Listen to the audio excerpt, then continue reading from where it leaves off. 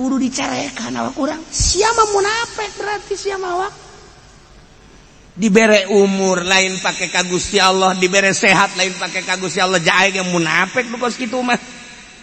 Munafik nu kos kitu farihal mukhallafuna bimaqadihim, bunga seseriannya nama di tempatna teu daek berjuang. Bakarihu ayu jahidu, embungeun nama berjuang. Nah ieu keur carita zaman Kangjeng Nabi diajak perang embungeun ku ari mah urang bae ieu zaman urang. Urang teh bungah tah henteu mun diajak berjuang agama di zaman urang, berjuang di zaman urang naon? Atuh ieu bae heulanan awak urang nu babari teu kudu make modal. Berjuangkeun salat 5 waktu berjamaah. Mun teu berjamaah, aya naon awak teu daek berjamaah ieu. Teu daek berjamaah eueuh nu dianggap ku ari teh urang anu nganggap hebat urang, tah eta geus salah. Geus salah, hebat menang tapi ngarasa hebat bahaya.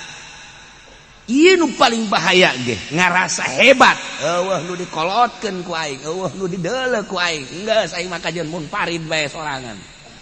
Tah eta geus bahaya tah kos kitu teh berjamaah syiar teh. Berjamaah teh syiar. Henteu cenah aing mah make perjalanan wali belkok sia. Wali sia. Berjamaah, mun teu berjamaah tanya. Awak sia sih kudu teu daek berjamaah masjid dampe. Imamna aya. Haju sakitu mah tegep tapi sia teu daek. Bah, embung aing mah. Kaganggu urusan aing cek nya teh pan aing loba kegiatan. Tah eta nafsu nu kos kitu. Nafsu teh nu kos kitu teh. Deuk iraha teh sakedeung deui cabut umur. Selesai. Perjuangkeun urang berjuang teh syiar-syiar. Syiar-syiar agama atuh perjuangkeun ku urang teh ayo di lembur urang teh. Mun urang geus teu daek berarti ieu urang kaasupan ku penyakit munafik. Masyaallah kan. Berjuang agama lamun lain ahli Allah moal kuat sebab naon? Kabita bae ku pamere, kabita bae jeung kabongbrong ku dunia.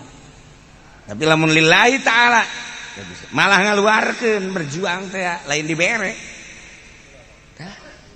Ima kiai teh lamun ceramah kan kudu dibere bae. Da dibere pan teh ceramah. Eta kos kitu. Kiai bensin pan. Oh. Tuh. Wajar jana mah ceramah. Nu teu ceramah yang dibere bae. Aduh.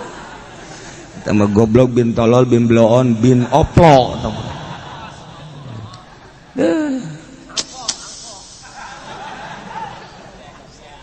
Ya munafik kita munafik kok situ dah. Ngahihileun dan la tanfiru fil hari ulah. Eta keur baheula zaman Kangjeng kebelah dina zaman sahabat, zaman teh zaman urang ge ngaulah-ulah. Mentek lamun lain ahli Allah mal kuat. Mal kuat sebab aya pandangan-pandangan luar Allah. Mentak nu dihajarna ilmu tasawuf. Nu dihajar teh ilmu tasawuf. Mimiti Iqbal ngahajar tasawuf terus ka belah dieuna ngahajar tasawuf sebab naon? Ahli tasawuf anu kararuat berjuang. Ngaleungitkeun muatan lillah tasawuf lah nu dihajar. Anu tidak rasional lah masa ibadah teh pakai perasaan, tidak rasional. Lihat Kangjeng Nabi ini ada hadisnya, ini ayatnya. Kikituan dihajar terus, tapi makin dihajar tasawuf makin muncul. Malah kita namanya nama tejahuna naon. Berbagai ulama modern ngahajar tasawuf di Indonesia teh kudu dicaritakeun ngaran-ngaranna. Malah nyana anu hancur-hancuran. Sebab ieu ahli tasawuf ieu anu getol jasa berjuangna tanpa pamrih militan. Nyana mah teu hayang dibere hiji Allah. Sakitu betah urang lamun geus kos kitu karak ieu lain Pak. Dibawakan ku bupati. Ya ceramah, teu dibawa ku bupati teu ceramah. Bawa ku gubernur teh Kiai Musiman nu kos kitu ngaranna. Salah teu kieu? Henteu, maksudna teu bener eta mah. Kiai. Har tidak jang negakeun agama nu sabener-bener nama moal bisa ku jelema-jelema nu kos kaditu sebab aya kepentingan luar agama. Anu teger mah hiji we. Sabodo aing mah hiji beng neangan ridho Allah lillah. Teu hayang diagungkeun, teu hayang dimuliakeun, teu hayang dibere, teu hayang hiji be Allah. Diaromongkeun sadaekna sia ngomongkeun engke geus sia katulah ku Gusti Allah sorangan. Jelema nu keur ka Allah diomongkeun tungguan moal koto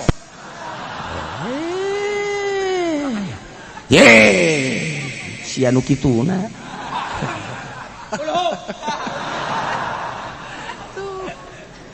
moal beda ieu nu urang ngadenge mana sih Jawa Timur nu lilahna, mana sih Jawa Tengah nu lilahna. Ya cakna lillah mah urusan hate beres bener omongkeun ku sia langkah sia ku hatetan teu. Hate teh aya haseupna ka mana arahna. Ayo ahli Allah omongkeun ku sia ulah nu hirup keneh nu geus paeh ngomongkeun sia ka Maulana Hasanuddin. Omongkeun moal kebal sia jadi cak-cak sia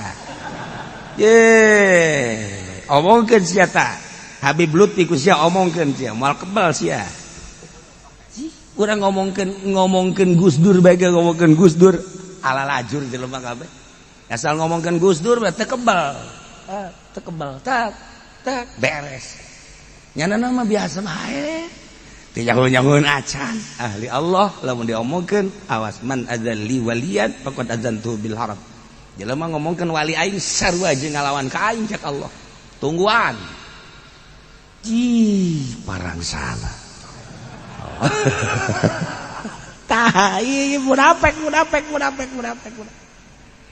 Hiji yang serikeun ka Kangjeng Nabi nyengserikeun ka rombongan mukminin anu berangkat perang beserta Kangjeng Nabi lantaran saat paila jeung musim gugur panas anu luar biasa nya nambah seserian nyengserikeun bunga ku ditinggalkeunana munafik. Nomor kaduana loba jasa loba pisan para sahabat anu memperjuangkeun agama teh mere hartana segala rupana bentuk hewan, bentuk makanan, bentuk uang, emas, perak, masya Allah dibikin, dikerahkan jang jihad fisabilillah bi amwalihim wa anfusihim. Justru munafikna wa karihu ayujahidu bi amwalihim wa anfusihim fisabilillah. Ngomongna mukminin neruskeun ucapan Kangjeng tidak mau tahu paila atau panas kita berangkat paeh syahid urang tinggal salengkah deui menuju Tabuk berarti menuju surga. Sahabat ngaromona geus kitu kadeleuna urang teh keur ngalengkah menuju Tabuk padahal menuju surga Firdaus. Sahabat teh ngomong geus kitu dedeleuan urang lantaran urang masih di dunia berangkat teh lengkah-lengkah urang menuju Tabuk tetapi aslina menuju surga. Tapi munafik ngomong nawagolul latan firu fil hari panas blon panas ulah berangkat panas ya disawak ya. Tapi sahabat teka Bandung berangkat beserta Kangjeng Nabi Muhammad sallallahu alaihi wasallam. Kangjeng Nabi qulna jahannam asyaddu harra Gusti Allah kul bejakeun Muhammad eta munafikin ngomong panas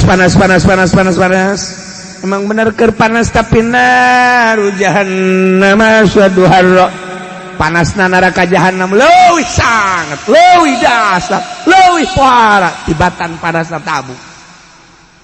Kuari karasa panas perang paeh surga nikmat seserian tapi nyana kuari ngarasakeun panas nyana teu milu perang seserian sakedeung deui di kulub di neraka jahanam leuwih panas. Ya Allah ya Rabbi urang kuari panas urang panas kuari neulean jam bae kieu liwat teh moal ye geus kieu bae nyana tadi ngauduk setengah piring doang ye geus gewe panas geus kikipasnya tah aya bae nu nganasehatan di itu ulah ngaji panas urang teh kan butuh kesehatan panas eta mah kan teu bagus gorenganan bejakeun kanyanan naru jahannam asyadu harro panas na jahannam da sia di imah bae leuwih sanget tibatan panas dari majelis ye di majelis mah panas ge lah sakedeung di majelis makin eta tapi in parah mah cenah kieu panas hate kula mah ieu hate panas cenah ieu teu mah di ASEAN ge panas bae teu mah di ASEAN ge ku urang panas bae ye tapi lamun urang manteng ka Gusti Allah urang misalnya ibadah ngaji salat zikir baca Quran panas teu ngarasa panas bae alhamdulillah Gusti abdi dibere keluar kesang ieu kesang teh jadi saksi engke di akhirat teh cak kesang teh ya Allah ya Rabbi teu ridho abdi lamun jelema eta dikanarakakeun sebab nyana tengah peuting maca Quran kesangan abdi saksina deui masyaallah saha nu kituna masyaallah kos nyana bae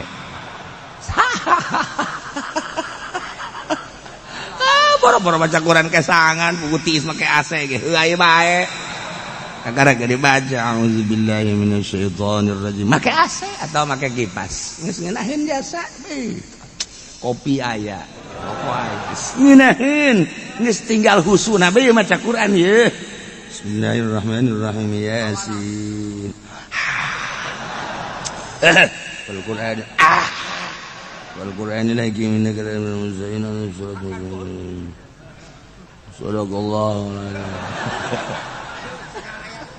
iraha berjuangna iraha henteu kieu sia goblok awak ja Aisyah nonton TV mah berjam-jam kuat ja sia urusan dunia mah berjam-jam kuat ngobrol sia berjam-jam kuat main catur sia berjam-jam ge kuat sababar ajang sia kuat coba ieu paksakeun maca Quran sia tolol goblok carekan awak urang bawakeun golok kieu katarangkeun ye ku aing dia lain maca Quran tungtungna mah nyarekan awak we lah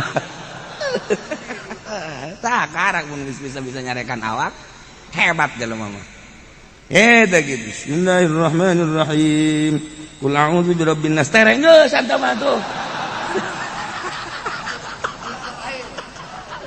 awak cak majikan amal kebal deui sadaqallah ye atuh kalau birabbin nas birabbin majikan ngadagekeun we ilahin nas min syarri wa taqulu make Quran ka geus talar tah mah Umsadi wasadi khannas alladzi wasbi sudurina jinnatu wa sadaqatu bener teu jauh disangkaan kula atuh naon artina eta kopi ka kula teu bener teu kudu make kopi kula ngomong sia geus porosotkeun calana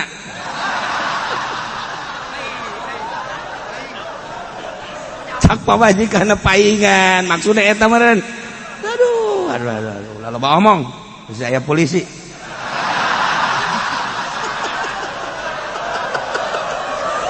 kayak orang ditangkap deh oh kan untung nama Masya Allah kari awak tuh pernah diperjuangkan ku urang perjuangkan nafsu orang sekali, dua kali, tiga kali, 4 kali terus perjuangkan tadi itu bakal ngeunah urang ka berangan saya itu ya Allah nalangsat Masya Allah moal balik deui waktu teh ka tukang teh eta kosong teu pake ibadah ka Gusti Allah. Ya Allah sabaraha tahun urang mengisi hirup dikosong-kosongkeun moal balik deui ka tukang. Tinggal nu kahareup tah para solihin teh ceurik nyeung ceurikan lamun katinggaleun lewat datang ka subuh teu hudang tadi moal balik deui kan waktu eta kosong pake sare. Batur mah geus datang ka dinya nyeung ceurikan teh. Geus lain yang cerikan dosa deh yang cerikan waktu kaliwat urang mah subuh qodoan ge seserian qodoan Allahu akbar aya anak dek Allah mahdinina kan kieu ai sorangan mah nyana ge pal-palan lantaran aya anak liwat di handap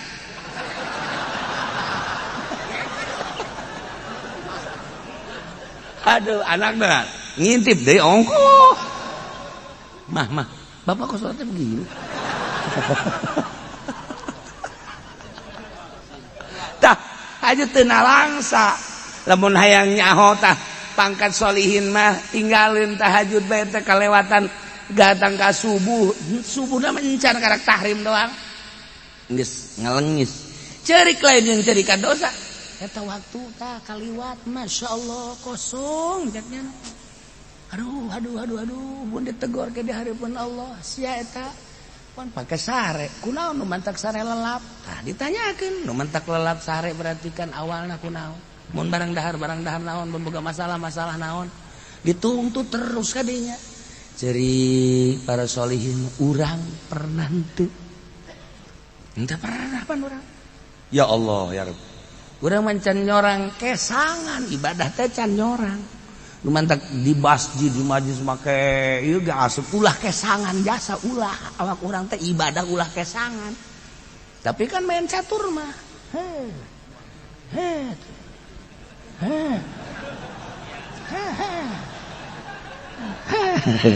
Ngitung kesang teu ngitung. Teu gitu. Tapi ibadah maka karena Allah sholli sholatan kamilatan wa salli salaman tam. Ngaraneuheunnya ibadah kieu kesangan cek nu sholli sholatan kamilatan wa salli. Pindah keluar aya tiis cek kana angin. Allahumma sholli sholatan kamilatan. Tah di dieu mah tiis sholli sholatan kamilatan. Di jero kesangan di luar katiisan dikira benerna tolol. Awak berat kudu dicarekan awak urang sia mah munafik berarti sia mah awak dibere umur lain pake ka Gusti Allah dibere sehat lain pake ka Gusti Allah jae ge munafik dukos kitu mah munafik dukos kitu farihal mukhallafuna bimaq'adihim bunga seserian nya nama di tempatna teu daek berjuang bakarihu ayu jahidu embungeun nya nama berjuang. Nah ieu keur carita zaman Kangjeng Nabi diajak perang embungeun ku ari mah urang bae ieu zaman urang. Urang teh bungah tah henteu mun diajak berjuang agama di zaman urang, berjuang di zaman urang naon? Atuh ieu bae heulanan awak urang nu babari teu kudu make modal. Berjuangkeun salat 5 waktu berjamaah. Mun teu berjamaah, ieu aya naon awak teu daek berjamaah ieu. Tidak berjamaah nu dianggap ku ari teh urang anu nganggap hebat urang tah eta geus salah. Geus salah hebat menang tapi ngarasa hebat bahaya. Ieu nu paling bahaya ge ngarasa hebat. Eueuh nu dikolotkeun ku aing, eueuh nu dideuleuh ku aing. Geus aing mah kajian mun parid bae sorangan. Tah eta geus bahaya tah kos kitu teh berjamaah syiar. Berjamaah teh syiar. Untuk cenah aing mah make perjalanan wali belkok sia. Wali sia. Berjamaah. Mun teu berjamaah tanya. Awak sia si kudu teu daek berjamaah masjid dampe. Imamna aya. Haju sakitu mah tegep tapi sia teu daek. Bah, embung aing mah. Kaganggu urusan aing cek nya teh pan aing loba kegiatan. Tah eta nafsu nu kos kitu.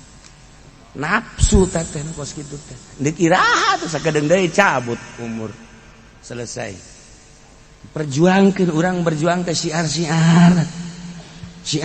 agama atuh perjuangkeun ku urang teh ayo di lembur urang teh mun urang geus teu daek berarti ieu urang kaasupan ku penyakit munafik masyaallah kan mendak ulama kataji di pesantren Banjar teh lainna naon di pesantren Banjar eta ku hebat ayah nyin pondok pesantren kemudian ieu masjid sekelilingna anak-anak incu waya salat ka masjid masyaallah tah di Banjar teh datang ka kuari istimewana waya salat ka masjid kabeh nu imam rawatibna hiji geus lamun kaburu atuh berjamaah teu kaburu tetep ka masjid salat jam sabaraha tilok salat di imah di masjid tah ngahirupkeun kos kitu tah hese jasa.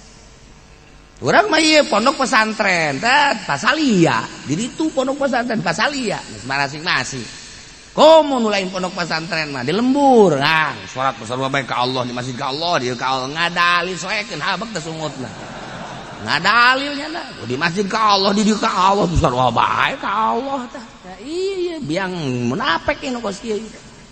Ka masjid babtek boga anakna kan nanyakeun abah ka mana berjamaah saregep kan kadengena masyaallah engke kebal anak lagi nuturkeun bantah wari mah anakna geus didaekeun ka masjid sia ka masjid abah ge tilo dek ngomong naon coba abah na yo dek ngomong naon geus pareum teh dipareuman ku urang sorangan ieu aya titik-titik munafikan saeutik di jero qalbu urang Farihal mukhallafuna bimaq'adihim khilafa Rasulillah wa karihu ay jahidu bi abwalihim wa anfusihim fisabilillah.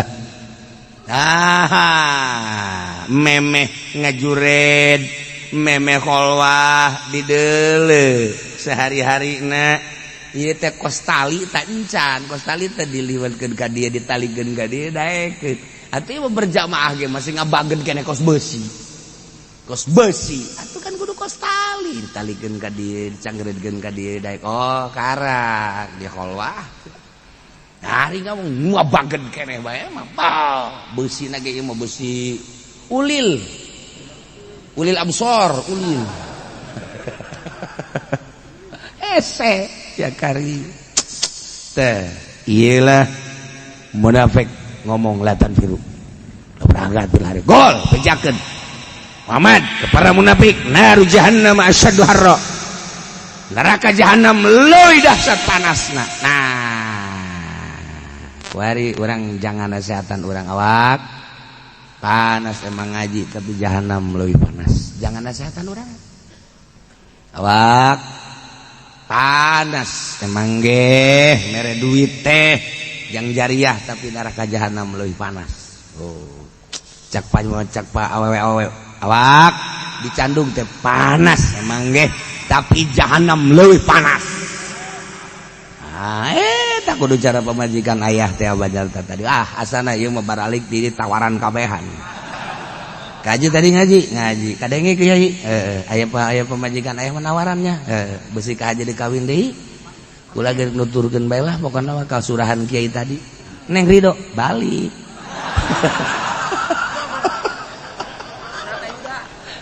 siapa kok kakak mau bangun hayang kayak gitu ente sih tadi bangun merangkak gitu aing mah nanya ge sia lamun aing ka WD bang sia deuk balik apa deuk cicing WD balik lah geus atulah ikos kitu mau tawaran Allah tah nar jahannam asyaddu harra kitu ge law kanu yafqahun lamun nyana nyarahun namun nyana jarahun bahwa neraka jahanam leuwih sangat panas leuwih dahsyat panas leuwih pohara panasna mata kholapu moal katinggaleun moal ditinggalkeun moal ninggalkeun mana pasti berangkat lamun nyahoeun neraka jahanam leuwih dahsyat panasna pasti berangkat kos kuari bae urang lamun nyahoeun bahwa neraka jahanam teh jang meuleum nu kredit jang moal ngredit urang mun nyaho urang bahwa neraka jahanam leuwih dahsyat jang moal nyokot duit bank moal kajen kuku mage bang tah bunga-bunga lain bang nah lamun nyahoeun bahwa ngabohong eta jahanam jamual ngabohong mun nyahoeun nipu teh jahanam panas atuh jamual ngabohong kulantaran teh nyaho pajar teh teu panas atuh dilakukeun mulai ti ayeuna nasehatan awak urang masyaallah eueuh anu bisa nganasehatan polisi moal bisa dinasehatan ku kiai maningan nasehatan sorangan abri moal bisa dinasehatan ku kiai ku maningan nasehatan sorangan janya nama ceuli na ge geus lain ceuli pengajian jana mah geus ceuli trit siap dan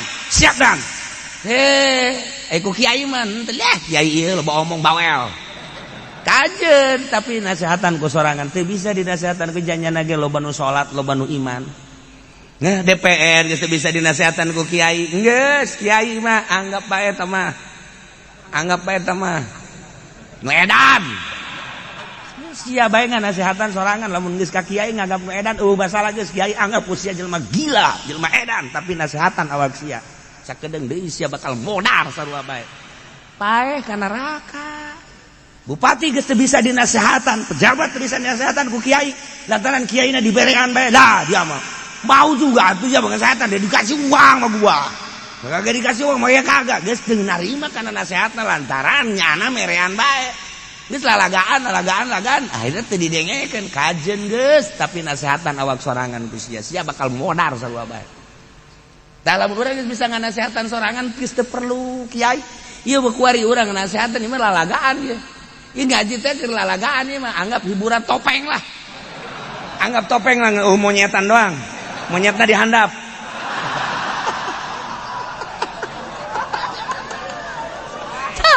Anggap dah. Tapi geus ieu mah kajen dianggap topeng monyet ge. Ngan balik mah nasehatan sorangan geura. Nasehatan ku sorangan teu bisa ka nasehatan ku kiai, nasehatan sorangan. Kiai lamun geus bisa nganasehatan sorangan bakal hebat geura. Sebab kiai loba hasud jasa, loba jasa kiai mah nu hasud anu nasehatan awak sorangan. Sebab kiai mah geus teu bisa dinasehatan ku kiai deui. Ngadengekeun menjak aing mah teu bagus kiai tah. Dengekeun ge mana bisa ngomong doang.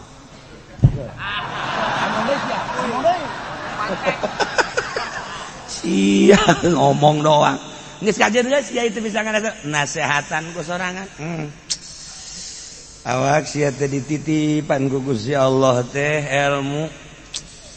Kadahanan jang batur jang sorangan.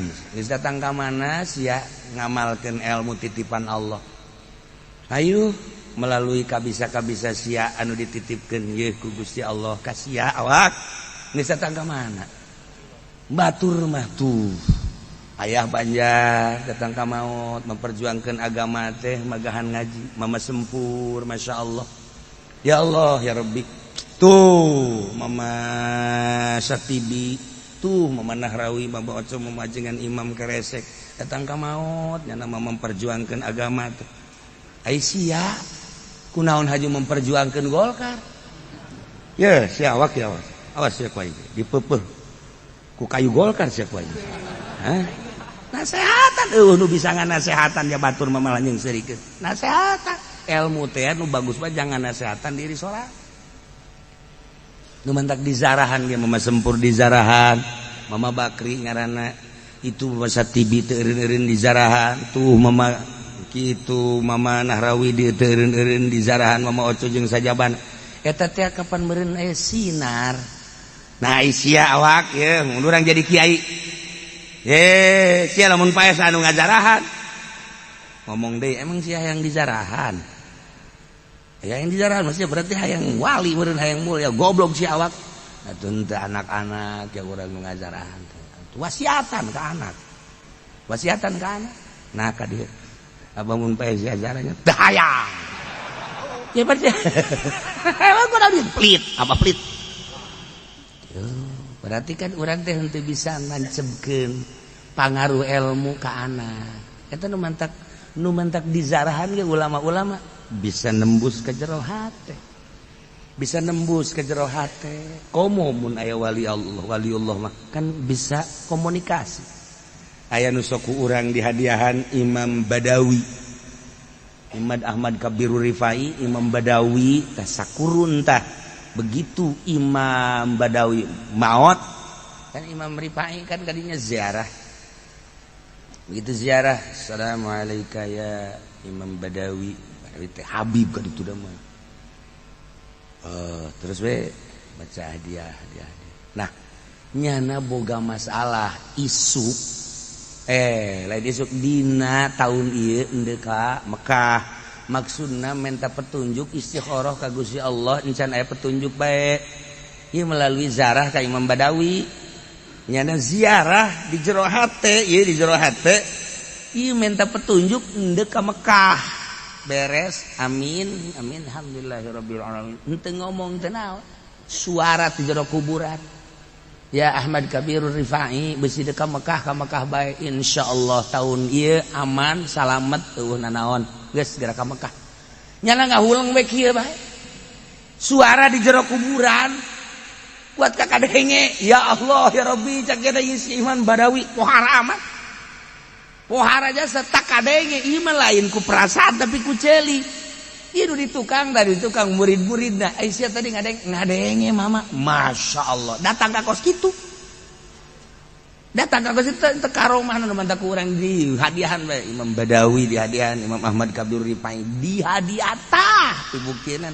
Madat Imam Syaroni zarah kadinya anu anu ngarang Mizan Syaroni teh zarah kadinya ku hebat-hebat karomah di jero hatena nyaho coba zarah ya ka dieu ye coba cenah lamun boga masalah langsung dijawab aya suara di imahna teh boga rencana kos kitu teh dina hate Assalamualaikum ya Badawi beres encan ingkah hei Syaroni masalah nu di kitab anu nu kumaneh dipake kabingung teh eta jawabanana ieu sakian lamun dikak bulu aing mah dijawab langsung di dinya kakarak di dinya mah percaya jasa langsung endek di hadiahan bae setiap salat kula dek hadiahan ka Imam Badawi nah ieu eta bukti sia ge kan cara langsung dijawab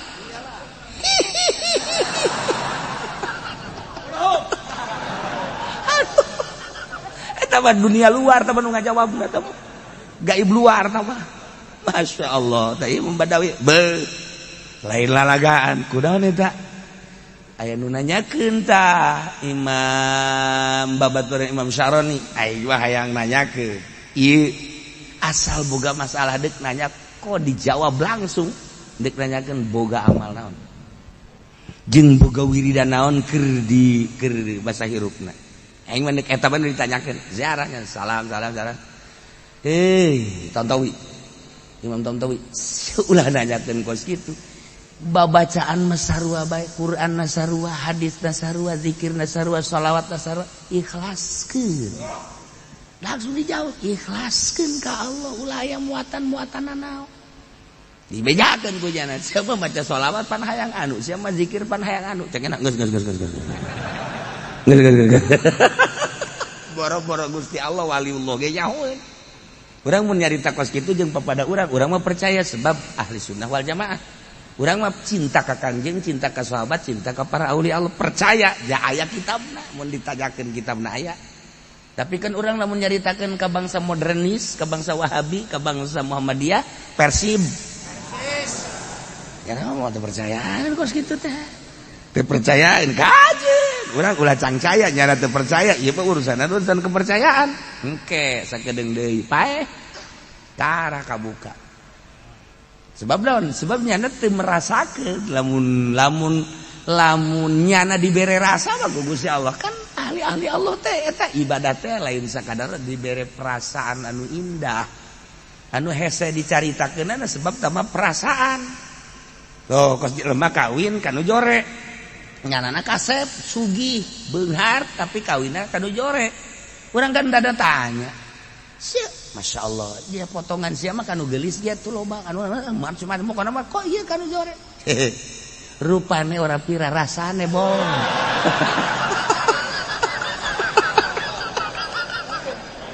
tah ieu kan perasaan aya perasaan anu teu bisa dicaritakeun ku manehanana jalamun manehanana teu boga perasaan mah atuh awe ieu meuli nu mana ge bisa tapi aya satu perasaan pandangan batin anu luar biasa je lah cara mereka ieu teh bisa kitu sebab urang kawin kanu geulis can puguh bisa ngahudangkeun tahajud tapi pamajikan aing mah jore-jore ge ngahudangkeun kaji biasana kaji tahajud hudang tah mendek tahajud teu penting hudang kajen awakna teu hudang ga asal teu bae hudang sia masuk aju leuwih ieu ngahudangkeun teh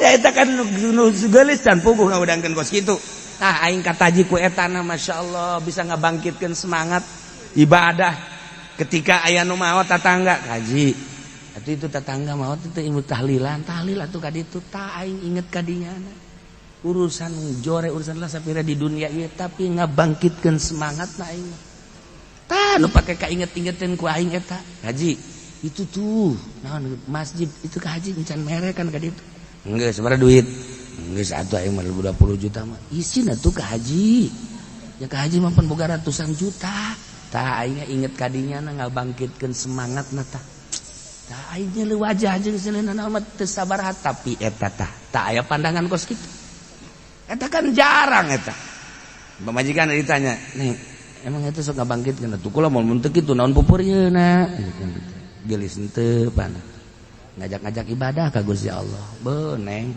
pohara amat neng. Neng pohara hatena ieu. Alhamdulillah tuh. bandingkeun jeung Rubaiatul Adawiyah mah masih luhuran Rubai aneh pan kitu amat tah eta kainget-ingetin loba urang boga pamajikan teh lain urusan gelisda lain urusan hebat tapi ieu semangat nyemangatkeun ka ibadah aya anu boga pamajikan gelis majikan we gisan bae kitu boro-boro ngajakan ka aing nyanana ge diajak salat wae jasa ih sakalida aing geus mere ka masjid 10 juta tita dicokot deui aing isi atuh pamajikan goblok-goblok teuing mun teu dicokot cenah gua balik balik pan ieu babo urang Masya Allah tungtung nama turunan mana sih pamajikan aing tuh tungtung nama katurunan bae tah iya urang mantek deagan pamajikan teh tanu bisa nyemangatkeun ibadah di dunia mah moal kebal di dunia mah Masya Allah ngagugulung nafsu mah babari sebenarnya dah ieu munafik berbeda bae Kanjeng Nabi ngajak berjuang nya nama cicing Kanjeng Nabi ngajak keluarkan harta nya nama ulah Kanjeng Nabi ngajakan siap berjuang di medan laga kajian pagi nya nama ulah Kanjeng Nabi kajian panas ge nya nama ngaulah-ulah panas susah ialah munafik farihal mukhallafuna bi maq'adihim khilaf Rasulillah wa karihu ayjahidu bi amwalihim wa anfusihim fi sabilillah falyadhaku qalilan wal yabku katsira jazaa'an bima kanu yaksibun di dieu teh aya lam amr ay lam amr makan marentah li talab jadi atuh pihartieunana nurutkeun zahir mafal yadhaku maka kudu seuri eta munafikin qalilan saeutik di dunia wal yabku jeung kudu careuri munafikin teh fil akhirat di akhirat kasiron bari loba mal kaharti komo ka dieuna jazaam bima kanu yaksibun karena balesan pagawean nu kumanehana di usaha jadi atuh kudu careuri kudu sareuri di dunia saeutik bae wal yabku ke kudu careuri kudu sareuri di dunia saeutik kudu cerik di akhirat nu loba dibolak-balikkeun teu kaharti lain kitu asana atuh komo ieu jazaa'an bima kanu jadi eta lamun ku urang dibacana teu make ilmu ma'ani moal ka harti make alfiah doang mah kos kitu ngahartikeun zahir lumpatkeun ku urang ka ilmu ma'ani dibere urang aba-aba ku Imam Jalal khobarun an halihim bisighatil amri setik teuing nya merena aba-abana nya datang ka teu kaharti deui pan ku urang geus bae mending sadaqallahul azim bae teu kaharti hese orenganan di dieu teh tolab nabi mana khobar mentek tadi khobarun ieu teh bahasa khobar nyaritakeun an halihim tina tingkahna munafikin tetapi make bahasana bisighatil amri make segat amr geus lamun dilempengkeun mah horeng ieu teh amri bimakna khobar ieu bahkan sakadar nyaritakeun atuh ulah dibawa amrna geus lempengna ngomong mah eta munafikin teh kulantaran di dunia nang tangan bae ka Kangjeng Nabi pagawean teh nang tangan ka Kangjeng Nabi selalu kontra bae jeung Kangjeng Nabi pagaweanana nya nama pagawean anu pinarakaeun bae atuh engkena ieu munafikin mah engkena dedeh lain deui kan tadi tah obar kan lantaran munafikin mah boga pagawean teh selalu berbeda bae jeung Kangjeng Nabi sedengkeun Kangjeng Nabi mah ieu teh ngajakan ka akhirat atuh meureunannya nama ngajakan ka neraka dunungan geus atuh manehanana mah ajakan ka neraka geus ku Gusti Allah dicaritakeun di dieu make bahasa-bahasa amr kulantaran kukuh-kukuhna manehanana bakal ka neraka maka sanajan hobar make caritaan amr geus atuh di dieu teh nyaritakeun tingkah munafik horeng munafikin mah nu tadi seserian teh anjeun serikeun Kangjeng Nabi eta teh fal yadhaku qalila seserianana moal kebel kan kaharti dijah tangkorakna meureunna hese ieu teh ngahartikeun ieu teh hese ieu jauh bener jauh salah gitu bener salah mah ulah teruskeun tuh kiai balik siana saya ngaji teh kos kieu tah mantap kudu ngaji ilmu ma'ani jang parantinu kos karari tah mantap santri sia mondok sabar tahun 15 angel amat hese ngaji teh hese mun ngaji babari mah atuh kotoknya bisa magahan aja embe bisa magahan aja kebo bisa magahan aja kulantaran ngaji hese atuh kieu aja kebo mah atuh sia kos kebo maksudnya ih sia teh ngomong dua aing teh goblok atuh sia teh kos embe berarti nu teu pinter teh embe oh nu teu pinter mah embe nu pinter mah jelema oh jadi lamun teu pinter embe hadena kudu teu pinter embe sia embe tah pas kitu nu batak emang kadeleuna jelema ku wali mah kan oh ieu jelema oh ieu mah setengah jelema oh iya mah embe, oh iya mah monyet. Pan ka dieu cenah kiai, ya jodohin deui. Dah.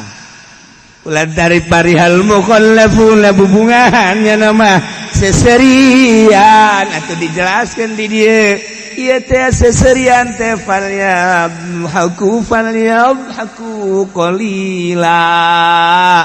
Nyaritakeun nu tadi berarti ieu tingkah munafik teh seriba moal kebal sanajan saumur hirup waktuna manehanana teh 100 tahun misalna aju bubungahan bae seserian lain sajam 2 jam lain sapoe 2 poe lain saminggu 2 minggu tapi na 100 tahun anggap bae kolil bae lantaran dibandingkeun jeung masa akhirat abadal abidin wa amadal amidin tungtungna naon hartina 100 tahun komo tamangan 50 tahun komo ngan 40 tahun falyabhaku qalila seri nyana yang serikeun Kangjeng Nabi moal kebal sok sia seserian ke di akhirat wal yabku katsira engke bakal ceurik sia di akhirat lantaran neuleuh neraka dirasakeun ku sia neraka ngojay sia kakerebekan di neraka wal yabku katsira sia bakal di akhirat ieu teh naon jazaa'an bima kanu yaksibun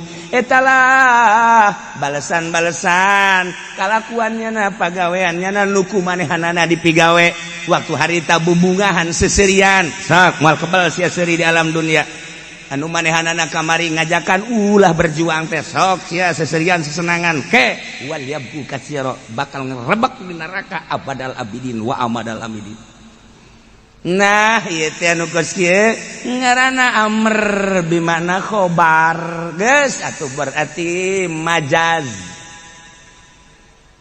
Nah, lamun geus caritaan majaz geus lain deui ka ditu ngaji kolot ngaranna. Ngaji kolot umur kiai atuh ambal aya umur manu kolot itu. Jang naon hartina umur kolot. Ngasa kudu merekpek doang. Umur mah bisa kolot tapi pangarti bisa orok.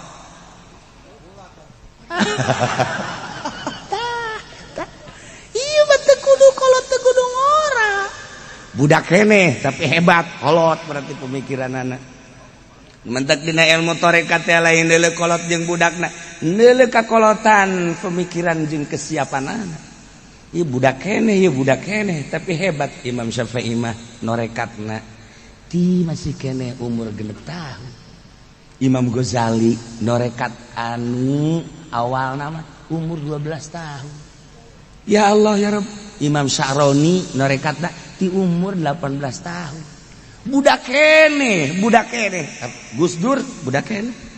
Habib Lutfi gamimitian ada tuh kapan ti umur 12 tahun.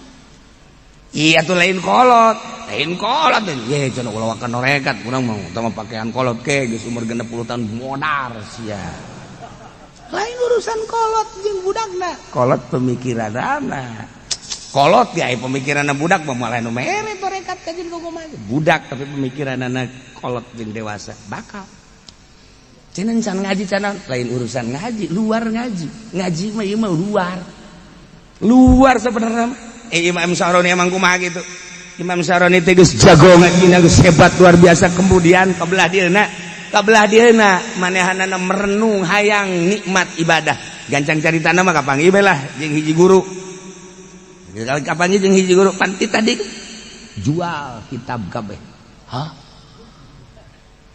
cek Syaroni jual nyana ngahulang bepan ieu kitab paranti magahan ngaji mun eueuh kitab deuk kumaha paranti mutolaah mun eueuh kitab kumaha ngahulang nyana titah dijual kabeh baru siap geus dah siap jual kabeh jual bikeunana geus eueuh kitab hiji-hiji acan di karak dibere sholawat dibere zikir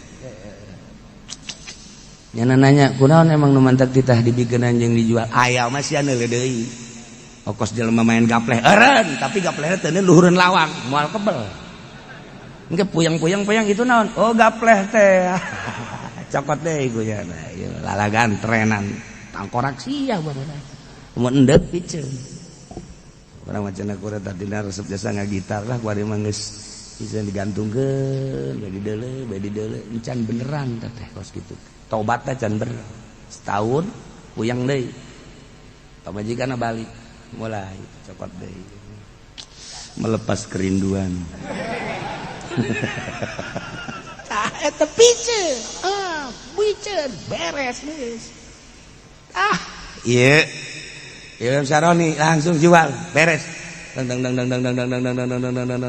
kesimpulan nama jadi bejana tah rasa ya Allah ya teu hayang nyana ngomong sorangan eueuh naonan horenganan eta mah kitab nu ku aing dibaca eueuh naonan ketika geus dibere rasa ku Gusti Allah atuh diberean ilmu ku Gusti Allah neuk naon anu dibutuhkeun bahkan bisa nyeun kitab nu kamari kitab dibutuhkeun teu butuh kuari baca bisa nyeun kitab ai eta Imam Bajuri kalakuan nyeun kitabna emang kumaha gitu nu kurang dibaca sarah takrib teh ya Allah dongengna emang kumaha tadina geus jago ngajina itah ngarang ku guruna tetapi ulah make metode nu naringi aing teu kaarti jaya kumaha ulah make eta mah sia moal manfaat make kahebatan akal sia otak sia make grammar make dahu make maani make bayan moal aya nu maca kitab sia atuh kudu kumaha guru karang ku sia ulah make ilmu eta langsung ka harti geus bere atuh abdi ilmu zikir bere tinggalkeun ilmu eta tinggal teng datanglah ka rasa masya Allah leungit kabeh ilmu nu ieu datanglah ilmu laduni dikarang maksud ngarang kos kitu kene ngan beda keur ieu mah make aturan-aturan eta melalui metode zahir kuari mah make nanti Allah akur kamangpaatan tepi ka kiamat bakal Fathul Muin datang ke kiamat Bajuri datang ke kiamat berbagai kitab nah, Syekh Nawawi datang ke kiamat kuari coba tak karangan ti Misra ambalaya kitab hayang urang maca teh hayang paling sekali doang ya geus balangkeun kunaon beda kolbu beda tah aya kos kituan ilmu Allah mah lain deui teh Bajuri lawes dongeng teh kon di luar eta nah Imam Syaroni kos kitu ini kitab jana Mizan Kubro emang keur ieu ge neut tetapi keur ieu mah make metode wari mah lain nang Allah langsung beda kos karar itulah geus datang ka dinya tah karak jadi jelema ngaranna sebab naon geus teu hayang Imam Syafi'i ngarang Al-Um 4 jelemana ieu Syafi'i nu mana nu asli coba opat itu hiji kitab dikarang ku opatan nyana keneh teu kaharti atuh moal kaharti urang mah beuki peda keneh dahar teu jeung peda marah pan urang pamajikan ya pedak mana pedak selain mikiran kita orang pedak orang balik ngaji lamun mikiran ngaji mah geus teu kudu nanyakeun ka pamajikan katuruk saji aya dahar aya eueuh marah teu ngaranna bloon ulah tah geus urang aya ambil dahar diajar tah urang kos kitu tah eueuh bae geus cicing aya keke pamajikan Kak mun kuali telok nanyakeun ngamalkeun ilmu lah kuali waduh jago majikanna mantep nih beda kayak pemajikan beda ka urang teu marah urang teu naon saaya-aya beda bakal sikap pamajikan ka urang deudeuh jeung nyaahna bakal sebab naon ieu kan hahalang urang tah nu nyieun nyana curiga ka urang nu nyieun nyana henteu sono ka urang hahalang lamun urangna eueuhna naonan bener-bener ka Allah nyana ge sonoeun ka urang nuturkeun ka urang nu tadina mah urang minta dipencetan ge kanyana hese kuari mah nyana mencetan sorangan ka urang teh ngalangket teh tadina urang hayang ge hese kuari mah diporosotkeun paling ge cenah sing ada polisi kan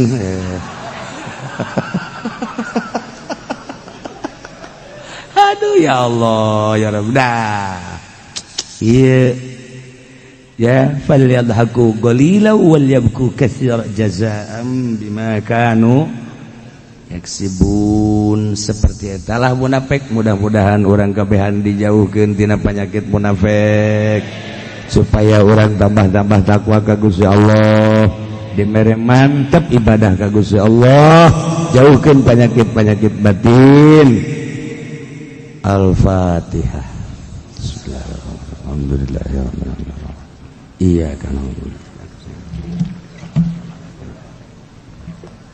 masih keneh nyaritakeun tentang karakter-karakter Yahudi di zaman Kanjeng Nabi Muhammad sallallahu alaihi wasallam.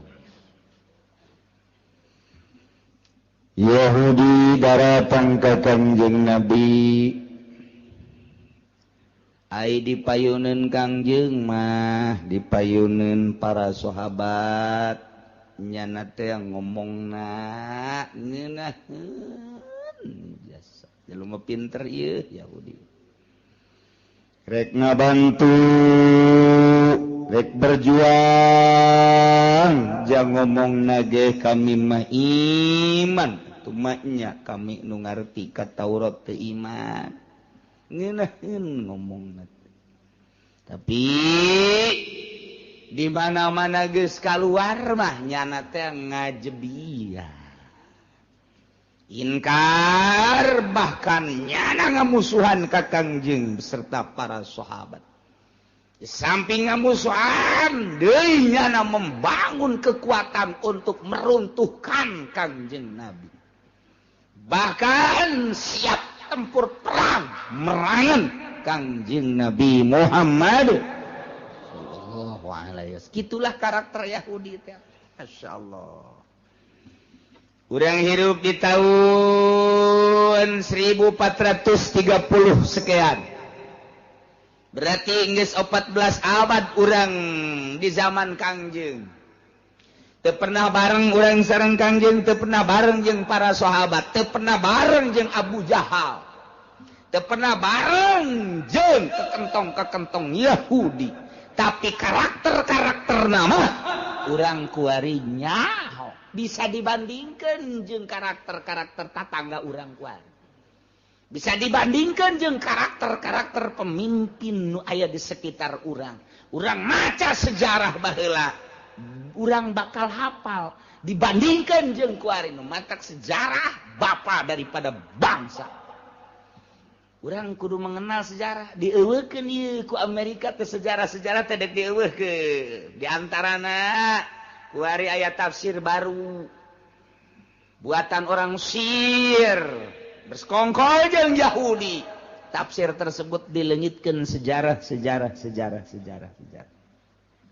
Ngabidahkeun nyana teh ngaji bangsa Jalalain, ngabidahkeun nyana teh ngaji bangsa tafsir Munir, ngabidahkeun nyana ngaji bangsa tafsir Kasyaf, tafsir Fahrul Razi, tafsir Ruhul Bayan dan lain sebagainya. Sebab ceknya tafsir-tafsir tersebut itu adalah buatan manusia-manusia ortodok yang tidak pernah tahu tentang situasi dan kondisi. Ya, wari ayat tafsir baru sih ada. Di jerona nyaritakeun gegede nama tentang Yerusalem Masjidil Aqsa. Di jero eta tafsir teh aya ke cerita tentang Masjid Aqsa ayat 3 ternyata di jero tafsir eta. Aqsa nu asli, Aqsa anu sarua zaman harita jeung aya Aqsa anu buatan baru. Aqsa buatan baru mah eta teh geus teu dipercaya, tinggal aya deui dua deui. Nurutkeun cek di tafsir eta nu asli teh Aqsa nu ieu lain nu ieu, Aqsa nu ieu mah lain Aqsa disebutna Masjid Umar. Tah sebab di dieu kuari keur digali geus teu asing deui. Aya simpenan Raja Sulaiman, berikut aya kuburan Kangjeng Nabi Sulaiman alaihis salam, tapi teh teu beunang-beunang. Begitu dikeker aya ternyata wah eta teh bandang barang. Non kitu garana simpenan Kangjeng Nabi Sulaiman, emas teh, berlian teh, yakut dan lain sebagainya. Tapi datang ka kuari teu beunang-beunang. Kesulitan orang Yahudi gitu. Tapi ternyata memang menurut peneropongan jeung satelit aya di dinya. Maka kuari dek dibongkar total Masjidil Aqsa teh geus lain di mimbar bae, dialihkeun lantaran besi perang dunia. Aqsa nu asli ieu heula disebarkeun ke tafsir sih ada engke.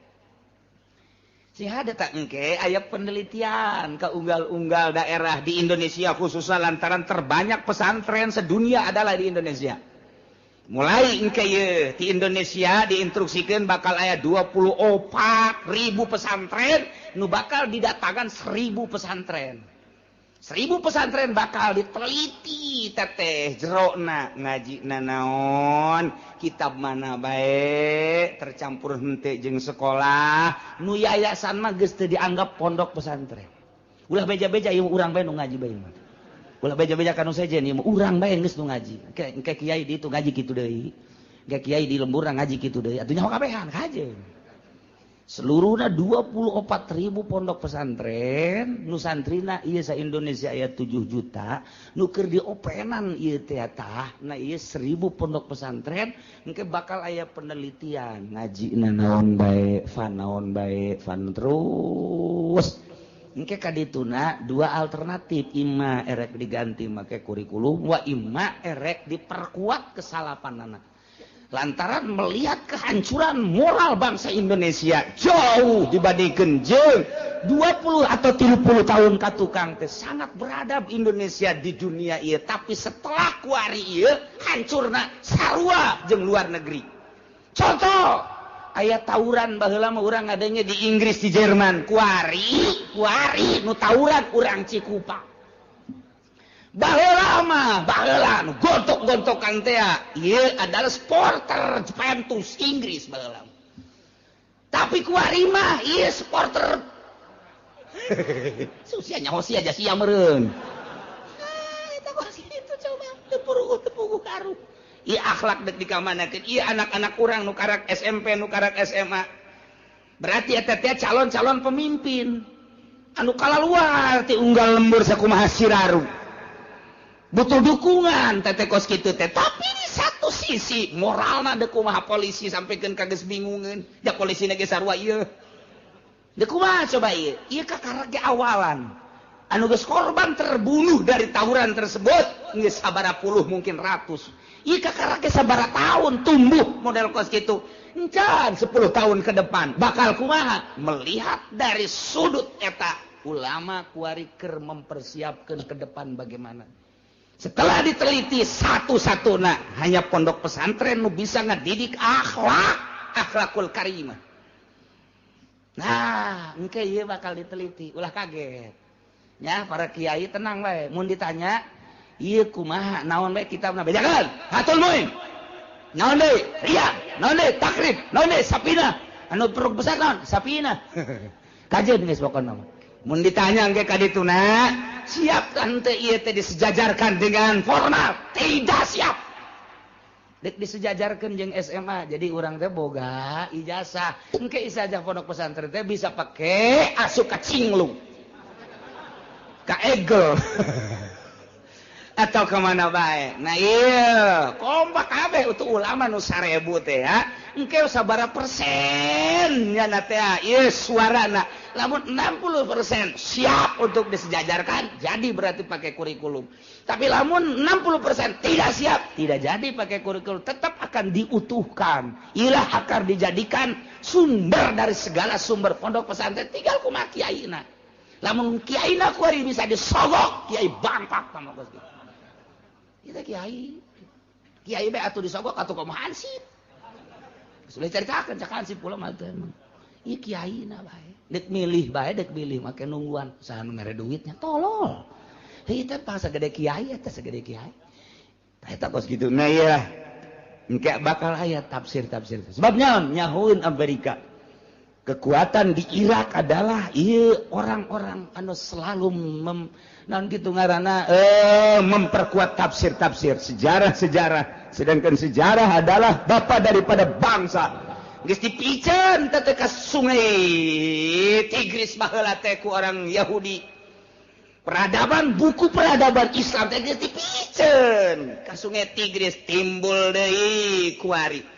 Mata kewalahan selalu aya atuh hadisna Bukhari jeung Muslim teh apan terus-terusan dibaca ditafsiran terus datang ka kuari tumbuh deui teh di dunia teh anu memperkuat kesalapan masih alhamdulillahirabbil alamin ku Yahudi dengan cara dimodernkeun kuari teh encan sukses. Mantak eta mah bakalna moal tamanu kos kitu mah bangsa yayasan-yayasan moal didatangan ieu mah pondok pesantren salaf 1000 jumlahna bakal didatangan. Diteliti engkena teh. Nah ieu tinggal suara terbanyakna mempertahankan salaf apa mempertahankan modern engke bakalna aya tah. Hasilna. Nah mantak cik ulah bejaan ka kiai-kiai mun ditanya siap apa tidak disetarakan dengan formal? Tidak siap. Bagaimana nanti setelah itu murid-murid Anda? Bagaimana Allah saja? Itu baik. Tapi kan kita harus menciptakan anu kumaha sia bae. Nah, iya bakal. Duh, Masya Allah. Sebab mengaburkan sejarah Nababari Jahasan. Ke timbul ke tafsir laluannya. Dibaca, oh bal bisa. Tak merencana Yahudi tiba heula kos gitu mah. Alif hiji bae Al-Quran mereaksi percetakan dah Bandung sabaraha kali mengkaburkan percetakan dah tetep bae kateliti alhamdulillah masih keneh loba nu hafizul Qur'an nu bisa neliti tentang alif ba hiji komo sakalimah mah diusulkeun karena mantek di pentasnya dicabut, dicokot orang-orang nu brilian, diurang nu hafizul Quran. Coba taseh dibalikan tafsirna ge, terjemahanana terus. Mantek aya terjemahan Wahabi ku ari anu datang ka unggal kitu perumahan-perumahan tetep bae teu bisa diterima. Ieu tafsir ieu bae Jalalain sangat sederhana. Urang dengekeun, urang paham, sangkan urang wauh jeung Gusti Allah Subhanahu wa taala. Nah, Yahudi teh kos kitu karakterna. Datang ka Kangjeng Nabi. Padahal mah nyana datang nanti mawa kakufuran. Ke kaluar ti Kangjeng Nabi, kufur keneh bae. Jadi terobah walaupun dipayunin Kangjeng mah ieu nyana amanna iman dek ngedukung. Itulah karakter musuh-musuh Allah Subhanahu wa ta'ala. Ieu dijelaskeun aya. Wa idza ja'ukum qalu amanna وَقَدْ دَخَلُوا إِلَيْكُمْ بِالْكُفْرِ وَهُمْ قَدْ خَرَجُوا مِنْ عِنْدِكُمْ بِهِ وَلَمْ يُؤْمِنُوا وَاللَّهُ أَعْلَمُ بِمَا كَانُوا يَكْتُمُونَ وَاللَّهُ أَعْلَمُ بِمُرَادِهِ. Ngadengikeun ayat mah lain deui cili urang teh beda jeung ngadengikeun bangsa tembang Sunda. Lain deui. Kamu lamun orang geus ngadenge gitu ngaran-ngaranna tembang-tembang Sunda ceuli teh asana ngagiuk-giuk bentar nikmatkeun kana jantung bari ngopi aduh ya Allah ngeunah mah di suara saha barang didengekeun heti ku sendang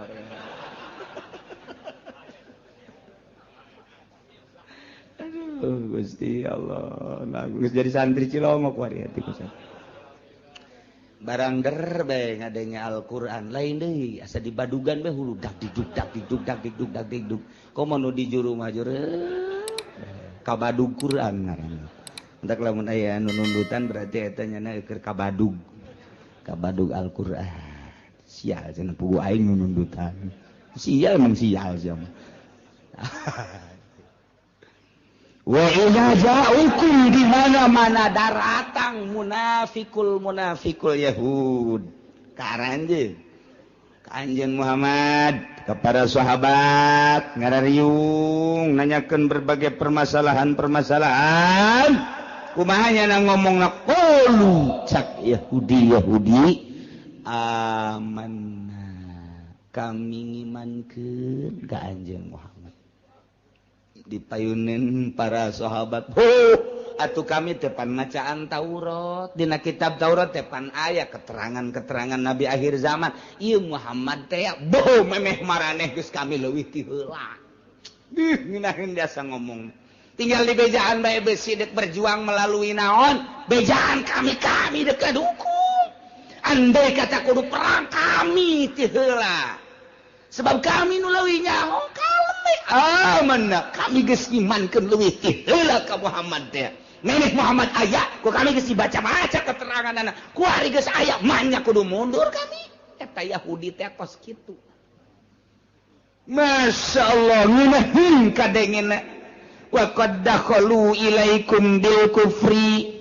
nyana asup ka maraneh kabeh mutalabbisina bil kufri mawa kakufuran wahum qad kharaju min indikum mutalabbisina bihi bari nyana kaluarga tetep bae mawa kakufuran berarti asupna kufur kaluarga kufur tapi ucapanana ketika asup berhadapan jeung kanjeung berhadapan jeung para sahabat ngomongna aman nah berarti omonganana ieu di hareup mah kitu ditukangkeun mah lain omongan nu buang kawarah teh kos kitu kos urang musyawarah masjid di lembur begitu tek leungieun masjid siap emang di Arab ngabangun masjid teh deuk ilaha geus pokona mah aing nu di hareup eta ngomongna mah ngejeger-jeger kana ceuli panitia dek begitu berangkat saminggu ditungguan eueuh 2 minggu eueuh sabulan eueuh bahkan ngaco di tukang alah budak ngabangun masjid teuing sakieu keur darurat da urang dahar hese ngabangun masjid toloh teman panitia goblok teman panitia geus bedak sok ditaluturkeun tah ai ka panglima kamari teu bisa hadir engke make beung musyawarah deui mah hadir geus gula teu geus diajakan geus kabeh tah dihareupeun mah masyaallah luar biasa hebat jasa tapi lamun ditukangan darurat kieu nya nyeun masjid beul mabak masih geus kitu eta kos kitu teh karakter Yahudi di lembur Cikupa aya keneh alhamdulillahirabbil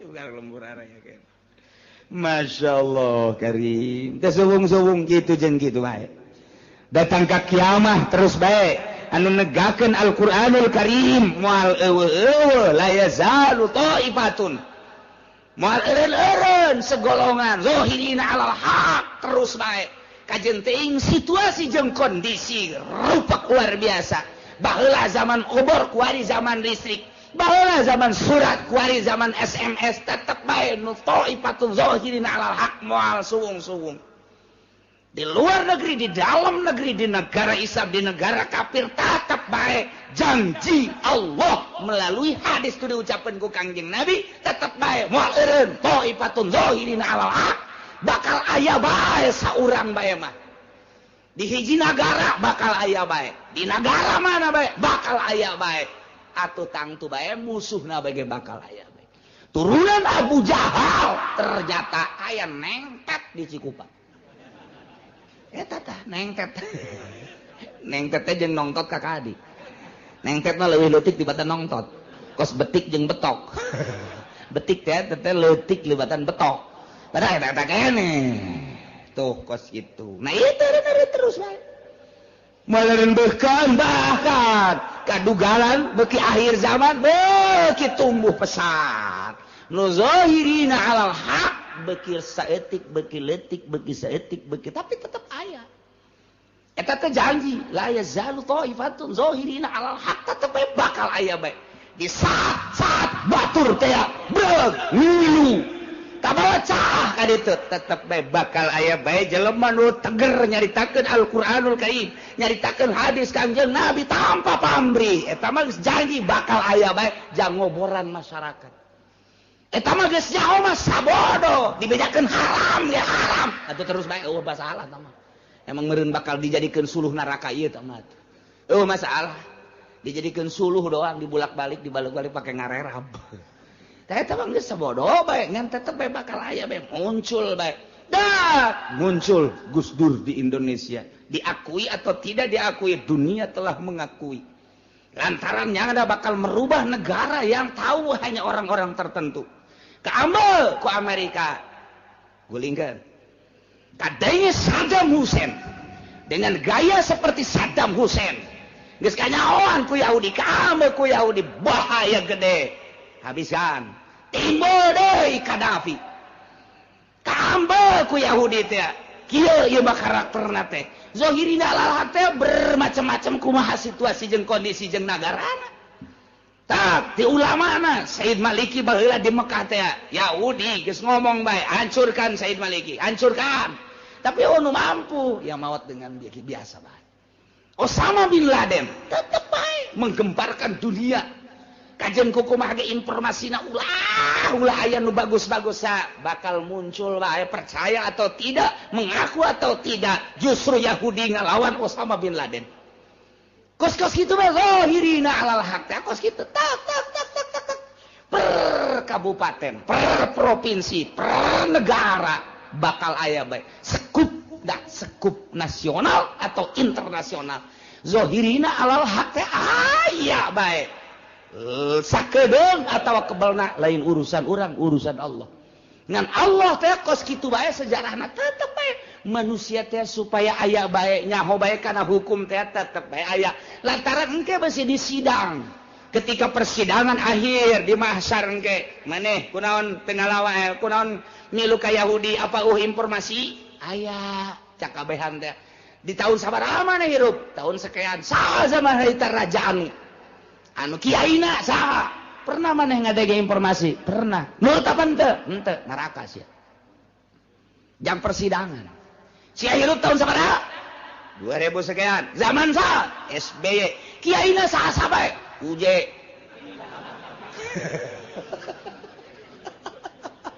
jadi tak kenaon eta nyana anu zikir cek nyana zikir lah kumaha ngere duit urang kanyana tah eta pan oh berarti jeung UJ na tadi gitu tadi tanya ke orang zaman saha sia hirup zaman anu kiai saha kiai anu pernah sia ngadenge pernah milu sia ngaji henteu haji sia nyaho ka hukum henteu kula mah ngan ngadenge doang bahwa aya kiai anu ngebentang-bentangkeun agama kula mah henteu sehingga kula mah mabok bae terus neraka sia jam sumpah doang kos gitu sidang bupatina wadi saja bupati anu nah di zaman sia jadi bupati aya kiai aya saha kiaina sakabupaten catet anu saha ku sia pernah disogok 99,9 saha teu pernah disogok si anu ngabentakeun hukum ngabentakeun pernah nyaritakeun bahwa korupsi haram pernah ai sia korupsi tante ya seetik berarti aya ngaji teu pernah neraka tinggal kitu doang mah jang saksi doang ke dia umal kiamah aya bae zahirina alal haq murni jangan sumpah ke sia hirup di tahun sabaraha sekian aya kiaina aya nyaritakeun naon hukum nya osok ceramah osok aju sia milu kadinya aju sia ngalakukeun henteu kula manuturkeun we surga sia ha aju sia kurang sabarema salat nangan milu doang heuh urang mah disadaun kompetkeun we jeung si Abdul Qadir ceuk teh aja sia tadi itu dahar gula ge pokoknya zikir dahar mere sida kana henteu gula sia tuh mere kabeh ujung tukang daharna ieu kula mah tukang daharna oh geus nu tukang daharna geus ka sorga bae geus tadi kumaha jang saksi doang Masya Allah zahirina alal haq teh kos kitu tetep aya bae anu teger per dunia per kabupaten per kecamatan per desa aya bae sadesa sak RT ge aya bae RT santai eta teh jang saksi engke teh urang disidang saurang Masya Allah. Nailah karakter Yahudi teh seperti itu asup ka Kanjeng Nabi nyarita amanna kaluar ti Kanjeng Nabi mah lain deui padahal asup jeung kaluarna tetep bae mawa kakufuran berarti aya anu terselimut di dalam hatina aya anu tersimpen di dalam hatina aya anu ditutupan ye di jero hatina bajar teh meureun teh nyahoan Gusti Allah mendak diteruskeun ka dieu walam yu'minu wallahu a'lamu bima kanu yaktumun. Padahalnya nama asup jeung keluarga tetep bae iman ka Kangjeng Nabi sama sekali. Berarti di jerona aya anu tersembunyi wallahu a'lamu Gusti Allah maha uninya bima kanu kana rahasia kana nifaq kana munafik nifaq nu aya nu tersimpen di jero hatena majar teh teu nyahoeun padahal Gusti Allah mah maha uninya kana kanipakan anu tersimpen di jero hatena. Urang ge kuari teh dipayuneun mah sumuhun di tasa tukang mah teu abeh urang ulah kanyahoan bisa bae ku jelema mah teu kanyahoan tapi ku Gusti Allah mah emang aya nu rahasia ja eueuh. Kanyahoan eueuh jang nyumput urang teh kanyahoan bae. Pangneangankeun hiji tempat nu teu kanyahoan ku Gusti Allah mun aya mah urang kadari itu dek maksiat urang di ditu ngeunaheun mabok zinah judi. Ja eta mah pulo eta mah teu kanyahoan ku Gusti Allah teu kadeuleuan. Mun aya pulo nu teu kadeuleuan ku Gusti Allah asana sameter 100 juta dibeli bae ndek keindahan di ditu teh abeh teu kanyahoan ku Gusti Allah tapi pan teu aya kabeh ge kanyahoan ku Gusti Allah la libagin min mafar tempat lumpat jang maksiat ka Gusti Allah jadi urang di mana bae atuh kanyahoan urang di imah leuleut TV Allah manyahoeun wah sia kudu nonton TV bae kadeuleuan kanyahoan ku Allah urang susumputan dek nonton golek deh ya urang mah kiai ieu make kumis palsu make jenggot palsu deu ulah kanyahoan ku masyarakat ternyana teh sok ngaharam-haram sakorodong haju asup ka handapeun panggung aju di dinya nya ngaroko be lu telah cilik teu kanyahoan engke ngadengekeun dalang untung bae eta sindena teu kieu mun kieu nya kasih kakihan sinden bareng tanggah teh waduh dek lumpat bisi kanyahoan kiai teu lumpat kakene kajeun lah bil barokah teh kanyahoan we ku jelema mah bisa menghindar ti jelema mah tapi ti Gusti Allah moal bisa cak Gusti Allah sia menghindar ti makhluk ti sekitar sia hayang ulah kanyahoan majar teu meureun ca aing teu nyaho aing teh neuleukeun ka sia aing nyaho ka sia eueuh jang mabur Yahudi nu dipayuneun Kanjeng Nabi kos kitu disatukangin mah henteu ieu teh Allah mah wallahu a'lamu bima kanu yaktumun apaleun Gusti Allah mah kanu disimpen di jero hate para Yahudi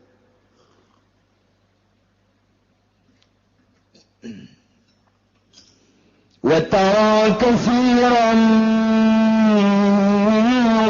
يسارعون في الكفر والعدوان وأكلهم السحت Muhammad anjeun bakal ningali kasiron lolobana minhum ti Yahudi mayoritas jelema nu beragama Yahudi anu kalalapir bakal neuleuh anjeun teh yusari'una fil ismi nyana teh bakal gagancangan ngalaksanakeun dosa ya kauna sarian fil ismi lamun aya dosa juru kudu pangheulana bae embungeun pandeuri nomor kadua wal udwan yana fil ismi mah dosa teh buhang bohong terutama omongan mah kieu tapi ditukangkeun mah lain dosa jeung sajabana kunyana teh dipigawe pangheulana wal udwan jeung zalim berbagai permaksiatan padahal mah ismi teh geus mencakup kana udwan jeung aklihimus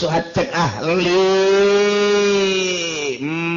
naon kitu bayan mah ismi teh geus terkandung di jelona ieu adalah kidib ismi teh di jerona geus terkandung udwan ismi teh di jerona geus terkandung aklihimus ngadahar barang haram ismi teh mencakup kana bil ma'asi mencakup kana maksiat wa dzunub jeung berbagai dosa-dosa tapi di dia dijelaskan deui berarti ya ta'atul khos alam nu mantak dicaritakeun lantaran pohara jasa kalakuan Yahudi model ieuna mana hiji Yahudi mah omonganana lain deui per menit lain deui isu kieu sore kitu di hareupeun mah kieu disatukankeun melain eta Yahudi madak cek kolot baheula mah Yahudi mah okos keuyeub di mana-mana keuyeub tak bae cicing waduh nya mah ieu cacakipna ge kaluhur matana ge molotot tapi mun toel de leumpangna mundur eta keuyeub nu matak Yahudi nu aya di urang eta adalah keuyeub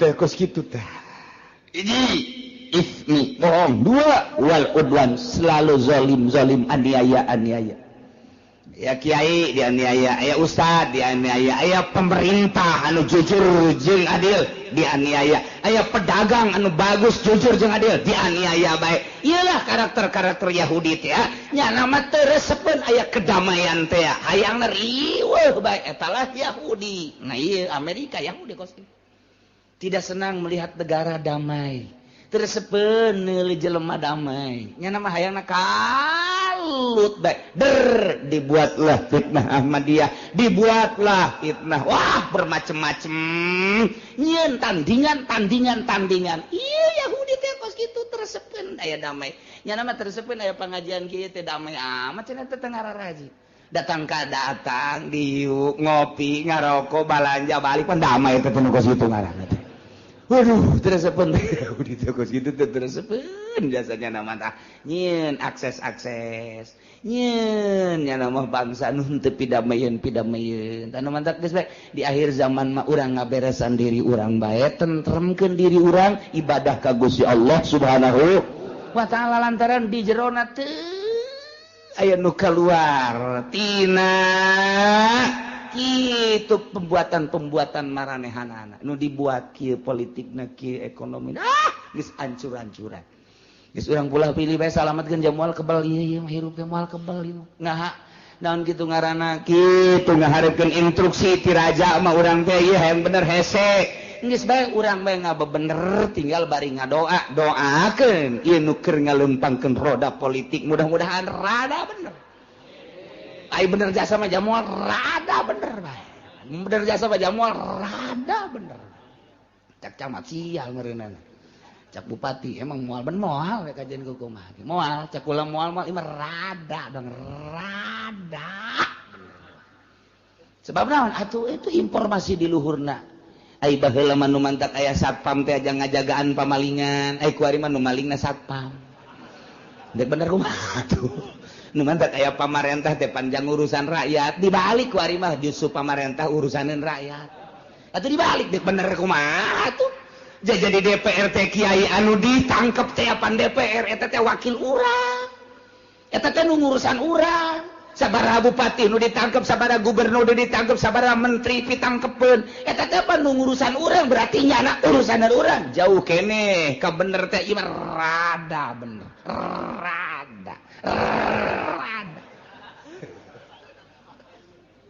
hese bener geus urang ngadagoan rada bener urang yuk urang ngabebener babarengan urangna rakyat nu bener bari ngadoakeun ka pamarentah supaya bener lantaran ieu nagara urang kabehan tanggung jawab urang kabehan kitu kene agama tanggung jawab urang kabehan baik individu urang sorangan maupun ieu teh kabehan pamajikan urang anak urang rapihan tetangga urang daek jeung teu daekna mah teu sabodonyana teh mah Allah nu mere hidayah.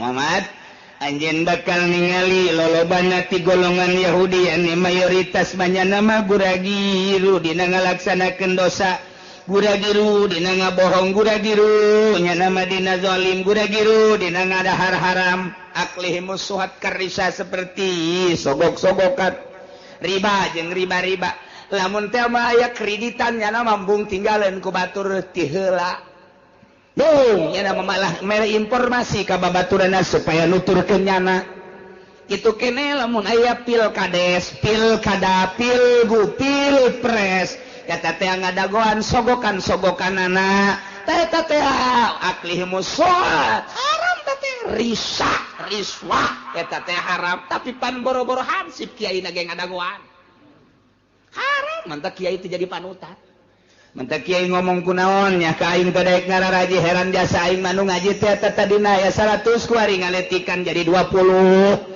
ulah disalahkeun nu ngajina lantaran eta omonganna timbulna tina tanaganya na meunang nyogok aya atut liwatnya na nyokot eta ayo sia kiai kamari dibere 100.000 kan ngaku sia rukun wudu sia moal laku kajen ku tetep ceuli aing datang ka laku bae aing mah percaya jasa ka Al-Qur'anul Karim percaya jasa ka ucapan Kangjeng Nabi Muhammad sallallahu alaihi percaya jasa ka ucapan-ucapan para sufi-sufi lamun dateng sia ngadahar sogokan kos kitu nu 3 juta aya kan aya nu 3 juta anu sabaraha juta deui sia meureun diberena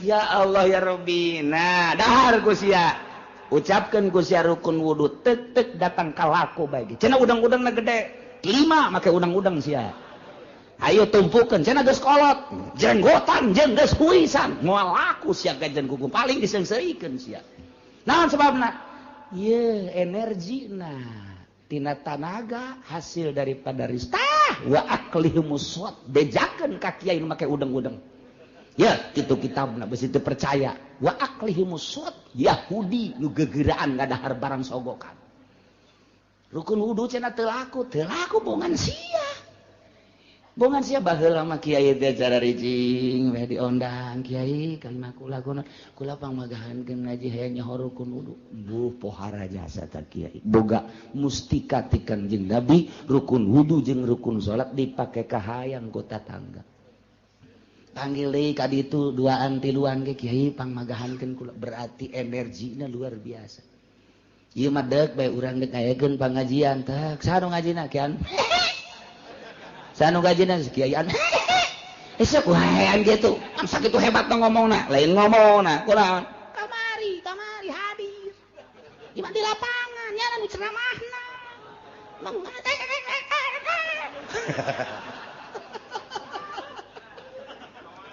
ayo sia dicisoka di barare kiai duit di belar aja di pasar kemis ayo mah ngabejakeun doang ulah disalahkeun mun rukun wudu sia sanajan geus tamat fatul muin sababaraha kali geus diiring dicaringin di mana tapi energina pake kos kitu ulah sambat ka niai ieu wa aklihi busut santaran aya karakter Yahudian di jero cenah kula mah dicokot ieu aju menta deui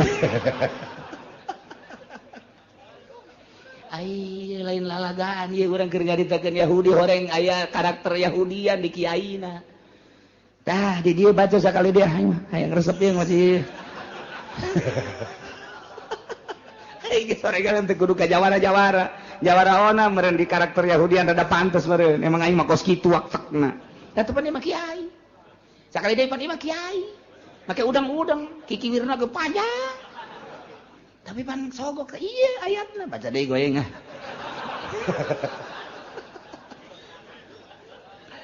Besijan kabacain dari ku kiai aduh magaring nu kamari mah teh aya gori hadir sia nyawan we tak kiai jeuna lain nyawan we ingin nanyakeun sasa kiai nu hadir kiai anu tikukun aya anu aja di pasar kemis aya kiai anu ceramahna sa si anu didukung ku sa ku kiai anu deleukeun sia gerak ngaji sia jeung masyarakat masa depan sia suram sia parukunan sia moal laku sia kajen gokung mah ge sakitu bae eta mah diancamna lain ku aing Al-Qur'anul Karim ngancam baca deui geuing wa tara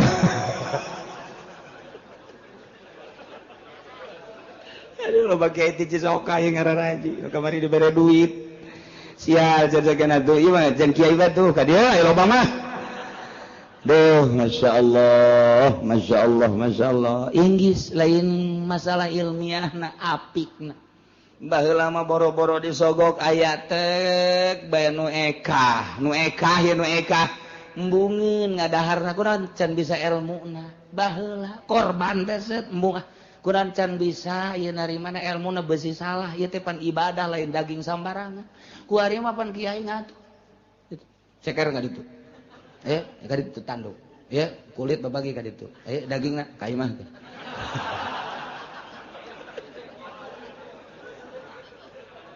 aduh aya ararisin gas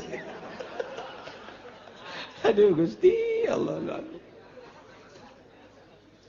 biasa lain ilmu mah babari mentak cekolot baheula babari ngaji mah nu hese make na ta eta kos kitu kuari cara petang jasa teu masantren ge kuari jadi kiai Haji Oma Irama teu kadenge jama santrena sugan kadenge di Cisoka masantren henteu tapi jadi kiai atuh kiai bae ka ditu henteu saha nu nyalahkeun eueuh ngan saha nu deuk nuturkeun hukum menang di kiai haji dan kiai-kiai sederetanana lain ngahinakeun mangga hak masing-masing sama dakwah mah tapi kudu ngaragap dada di mana aing mah santren baheula dakwahna atuh nya mah kuduna di panggung bae dakwahna teh ulah di masjid jana mah jeung geus ngadengekeun ge make anting make kongkorong ka dieu tah kongkorong emas kongkorong anjing dipake ku nya kitu atuh dakwahna marilah kita dengarkan jeng nya anda dakwahna kos kitu ulah di masjid make sorban ulah lain potongan atuh nya nama tah kos kitu jadi nya nama dakwahna dengarkan ya tidak ada Tuhan selain Allah la ilaha illallah aduh Gusti Allah henteu salah ngan kos kitu dakwahna sek sugan hiji dua atur milu kanyana ngan haju di masjid make udeng-udeng mah dakwah lain kos kitu sakarakter dakwah teh asal di jerona ikhlas insyaallah nah jelema-jelema nu berkarakter Yahudi wa tara katsiyam minhum Anjing Muhammad bakal nulung mayoritas ti Yahudi berkarakter yusayyauna fil ismi gegeraan gagancangan musabakohnya nama paheula-heula dina ngalaksanakeun bohong dina ngalaksanakeun berbagai permaksiatan wal udwan jeung zalim wa aklihim musuhat jeung ngadahar barang haram sogokan riba jeung berbagai haram-haram malah barang didele dina kitab kabair teh lamun aya engke di akhir zaman lain lamun bakal jasa hiji sogokan teh teu karasa haram di akhir zaman mah kuari mimiti kamari ieu mah aya ge di DPR doang kemudian di Pemda hayang naik hayang jadi pimpro dan lain sebagainya nyogok ka bupati kemudian hayang naik guru jadi guru honor hayang jadi guru PS tina jadi guru PS hayang jadi kepala nyogok hayana di kalangan kos kitu bae kitu kene hayang boga naik jabatan polisi misalnya tina beret hiji kana dua tina balok hiji kana balok dua atuh ceuk urang mah nyogok teuing balok di mah aing ge loba panggul we los ku sia tuh tina bintang hiji kana bintang dua datang ke bintang 7 paruyeng nyogok teh mana aya nu teu nyogok alangan kitu bae dek ke industri masuk ka dieu baheula mah teu nyogok di tahun awal industri masuk ke pasar kemis nu urang nyaho bae sugan make nyogok henteu malah ditambayan ka dieu teh limbahna ge sanu daek teu nyogok mangga lantaran hayang kebersihan di jero pabrikna lantaran dijadikeun ajang ku ari mah teh aya wadahna yayasan ku ari mah urang teu bisa masuk pabrik langsung kecuali ditampung heula di yayasanana kudu nyogok heula nu 1 juta nu 2 juta nu 3 juta nyogok wancaing geus apsu pancan sogok menyogok teh geus teu karasa haram nanya ka kiai kumaha aja teu bisa lamun teu nyogok mah teu darahaeun kunaon bener kiai bener pokona mah ka dieu bae unggal bulan adoakeun cek teh kiai upload deui sarwana kudu tegas deui kumaha ieu lamun teu nyogok teu bisa ulah haram itu sabodo sia eta mah geus nyana di alam ku Gusti Allah oh berarti tegas adapun nyana dek nurut deuk urusan nyana ulah kieu puluh ya pelaya kieu kumaha aja lamun teu nyogok mah teu bisa nya teu bisa heuh nya hese nya oh kieu yang teu bisa jasa cuma tuh atuh teu naon lah sakali-kali mah teu naon kesi lamun geus asup atuh ka dieu sering mau jeruk ka aing nya tolong kiai mah potongan goblok gawe eta kiai Allah mah lain kitu kiai teu bisa ieu mun urang jadi pemda teh mun teu nyogok teu bisa kata haram geus balik cenah nurut teu nurut urusan nya ngan kiai di alam ku Gusti Allah oh cak Allah kiai aing sia naik derajat sia rajan teu boga mobil oh masalah geus Masya Allah Karim di akhir zaman teh bakal sogok menjogok teh rakyat kabehan kuari dek jadi lurah na nyogok rakyat da disogok kabeh kan baheula mah tek dek pilkada dek naon kitu ngajadikeun bupati tah eta teh hanya dewan doang kumpulkeun aya sabaraha kursi ya di urang teh aya 50 kursi beuli 30 geus mayoritas suara geus kajen teh mah ka neraka emang rombongan neraka ieu teh mah kata tapi rakyat papan teu kasogok-sogok tapi ketika drek dibuka otonomi daerah ya pilih langsung ku masyarakat masyarakatna dibelian geus aya tanda tangan malah set wah luar biasa aya sabaraha persen kiai anu teu narima sogokan aya sabaraha persen tokoh masyarakat nu teu narima sogokan aya sabaraha persen pemuda nu teu narima sogokan eta lah nu ahli Allahna anu surga anu mempertahankeun kajeun aing mah teu ngarokok ge nu penting mah aing mah cak Allah bae aya sabaraha persen nu kos kituna sadesa coba hayu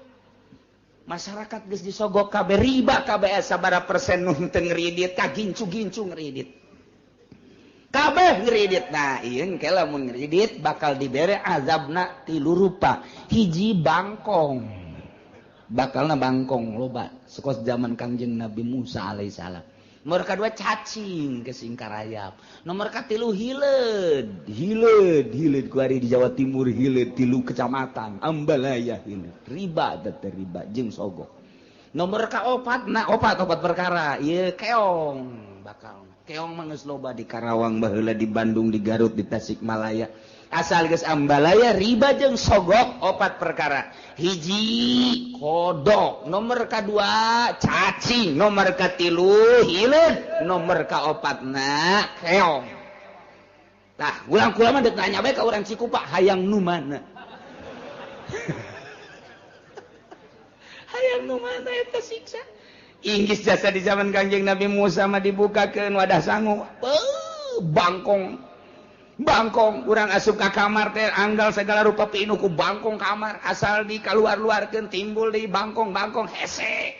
Teu bisa sare di kursi bangkong di mana bangkong bae. Ieu keur masak ngagolotrok bangkong di dinya. Masyaallah, ai geus azab mah kos kitu. Iki cacing. Tah kuari coba eta di Jawa Timur ya Allah ya Rabbi. Hileud garayap di kaluarkeun hileud deui beak daun-daunan beak tatangkalan ka imah-imah. Geus sabaraha poe teu bari sasare, nilib sare ge. Moal bisa ku kitu ya mah kudu tobat ka Gusti Allah Subhanahu wa taala geus dimimitian ku tsunami Aceh urang teh kemudian ku bitu gunung ku gempa daerah kemudian di Jepang anu luar biasa diurang saeutik deui hampir jasa ieu nu mantap kudu loba istighfar ieu Banten teh keur diancam bae ku Gusti Allah ulah beusingan ngomong leuwih teuing ieu teh rempan jasa ieu Banten teh hiji Merapi kadua ieu aya goncangan naudzubillah min dzalik wa min zalik begitu diteropong ialah 2 sogok dan kredit geus Ambalaya persentasina teh geus meludak anu luar biasa mantak lobakeun maca eta teh la ilaha illa anta subhanaka inni kuntu minaz zalimin fastajabna lahu wa najainahu minal ghammi wa kadzalika nunjil mukminin eta bae dikembangkeun ku urang terus beranjeun peuting ieu bahaya sesogok teh geus teu ngarasa haram riswah teh ya ar-rashi wal murtasi padahal ieu pinar nu nyogok jeung nu narima sogokan neraka pada geus jelas tapi kan kabehan ieu atuh. Tadi gecek kula sabara kiai nu ngomong kula mah ulah dibere duit kos kitu. Tak karak ditambahi doang mending mun gede. Cepet. Cepet doang. Ya, ieu naon cepet. Masya Allah. Karim. Sabaraha Ustad. Malah dikekentongan aku kiai. Ayo tanggung jawab mama. Mama tanggung jawab. Kayak di akhirat ku mama disafaatin. Lain safaatan, safaatin. Ayo geus ku mama. Geus ulah ngadengekeun kiai-kiai nu ngaharam-haramkeun jeung mamang ke ka neraka jahanam. Udah di akhirat, di akhir zaman geus kos kieu. Nah, nu riba geus teu didengekeun. Malah kiai nu nentang kana riba. Tidak ada riba, tidak ada. Ieu mah hanya dimuajalkeun. Riba nu kumaha nu teu riba. Geus dibahas teh kos kitu teh muamalah riba, tapi tetep bae kiai nu nentangna. Sabodo teh. Nah iya di akhir zaman bakal ambalayah nu kos kitu engke diberena 4 perkara. Di samping nu tadi teh iza zulzilatil ardu zalaha digunjang ganjing tanah. Ieu kuat. Riba jeung riswah teh ambalayah bakalna zulzilatil ardu zilzalah wa akhrajatil ardu athqalah. Nah eta digunjang ganjing ku urang geus kadeuleu ku mata ieu geus kadeuleu jasa. Ti mimiti tsunami datang ka gunung, datang ka goyang-goyangna sagala rupa geus tapi tetep bae urang teh ditegor ku Gusti Allah, dinasehatan ku sungut mah geus teu bisa dinasehatan langsung ku gempa ku Gusti Allah, tetep bae teu kana nasehatan. Buang kawarah jasa. Pohara ieu antara sogok jeung riba teh pohara jasa. Masya Allah, berarti ya ambisina geus ambisi duniawi kabeh. Ti mimiti kiaina geus puguh pejabat mah. Atuh geus tinggal digoyangkeun bae ku Gusti Allah. Ya cek Allah teh eta mah siksaeun aing. Sia ngarunya-ngarunya ka bapa sia, ngarunya-ngarunya ka anak sia teh mah siksaeun aing cek Gusti Allah. Balikeun, gebrek sekian ribu pae. Banjirkeun, tsunamikeun, emang siksaeun aing cek Gusti Allah. Kajeun teh aya ahli aing hiji mah ku aing jadi salametkeun ieu tah mah. Dipilih engkeuna ge kan kadeleuna doang ku mata. Ambalayana ieu teh mata sing hade jasa sing hade. Ieu geus kadenge ku urang teh kamari ieu mah atuh keong. Ieu kuari mah ieu masyaallah. Hileud bulu atil kana geus 3 kecamatan kuari lain tambah merembet geus 4 kecamatan. Beuh mun diliwat di Jawa Timur dek bae ka Tangerang na Cikupa Jaya Citra pan di dinya mah. Pasar Kemis mah moal diliwat ka tikus sepatah. Bener aman pasar Kemis sekali tukar aja. Tinggal pasar Kemis dong sekaligus ke. Jayapuri cenah di dinya. Aduh Gusti naudzubillah min zalik wa min zalik. La ilaha illallah hese jasa. Hanya beberapa gerintil tapi tetap baik aya bae nu tersentuh haram disalametkeun diri urang anak urang pamajikan urang eureunnan urang ngeureudit salametkeun urang tidak sogok menyogok sabareurit sia aya nek nyogotna beureut sabareurit 200.000 mah naik atuh 500 mah naik atuh 1 juta 1,5 juta lah tawar menawar Gusti Allah. Dan mantap kurang ieu mah sakadar nyaritakeun ti pemerintahan mah geus tiba heula sogok menyogok. Guru-guru geus tiba heula sogok menyogok teh nya. Kemudian lapangan kerja Tanjung Priuk dan lain sebagainya geus ti heula tah mah sogok menyogok teh. Limbah pabrik nu tadina digratiskeun lantaran ayeuna mah aya kamangpatan nu luar biasa sogok menyogok malah jadi huru-hara gede. Kuari mah nu endek asupna ge make sogok menyogok dek milih pemimpin ge sogok menyogok mana kuari nu aman tina sogok menyogok mana henteu aya nu kieu saurang bae lah aing mah geus mah seperti kitu disogok ieu teu bawa bae ka ditu ke milih makulah makumaha teh bae itu teh tawaran kredit teh mal sada bagus teh jelema teh bagus teh hampang teh ibadahna ka Gusti Allah pasti jasa sampang aman tina sogokan aman tina kreditan eta karakter Yahudi teh kos kitu teh musabaqah gagancangan guru-guru dina ngalaksanakeun dosa zalim jeung ngadahar sogok-sogokan termasuk riba-riba lebih sama kanu ya malu yakin panggoreng-goreng na pagawean Yahudi nu dipigawe kunyana model tadi. Emang eueuh kiaian di Yahudi, emang eueuh kiaian di Nasrani. Laula yanhahumur rabbaniyun wallahu a'lam.